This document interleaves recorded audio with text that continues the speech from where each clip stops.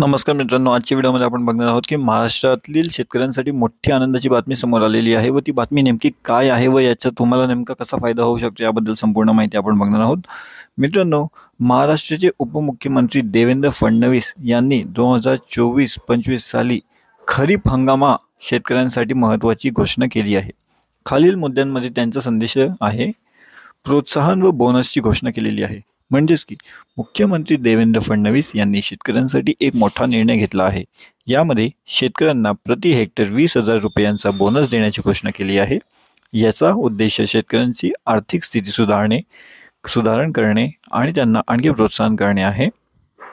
किमान आधारभूत खरेदी योजना नोंदणी शेतकऱ्यांना बोनस मिळण्यासाठी त्यांची नोंदणी किमान आधारभूत किंमत खरेदी योजना म्हणजेच की मिनिमम सपोर्ट प्राइस MSP अंतर्गत केली जाईल। ही योजना शेतकऱ्यांच्या उत्पादनाची खरेदी करण्यासाठी सरकार एक ठराविक किंमत निश्चित करते, ज्यामुळे शेतकऱ्यांना बाजारातील मंदीपासून संरक्षण मिळते। वर्ष 2024-25 साठी बोनस 2024 आणि 2025 मध्ये शेतकऱ्यांना बोनस देण्याचा ठरवण्यात आले आहे। यामध्ये शेतकऱ्यांना जमिनीची आकारणी हेक्टरनुसार केलेली आहे। म्हणजे जे शेतकरी अधिक जमिनीची शेती करतात त्यांना अधिक बोनस मिळेल। हा बोनस किती आहे तर प्रति हेक्टर 20,000 रुपये एवढा आहे। यामुळे शेतकऱ्यांना अधिक आर्थिक सहाय्य मिळणार आहे।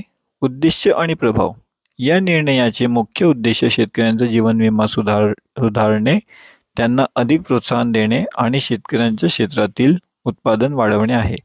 यामुळे शेतकऱ्यांना चांगले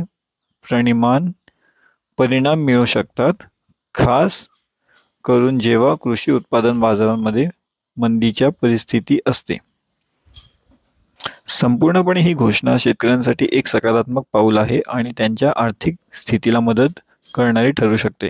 मित्रांनो, अशाच पद्धतीचे नवीन अपडेट जर तुम्हाला हवे असतील तर तुम्ही आमचं हे जे चॅनल आहे इंडिया न्यूज अपडेट याला सबस्क्राईब करा व ह्या व्हिडिओला लाईक करून ठेवा, जेणेकरून अशीच माहिती तुम्हाला सर्वप्रथम मिळत राहील।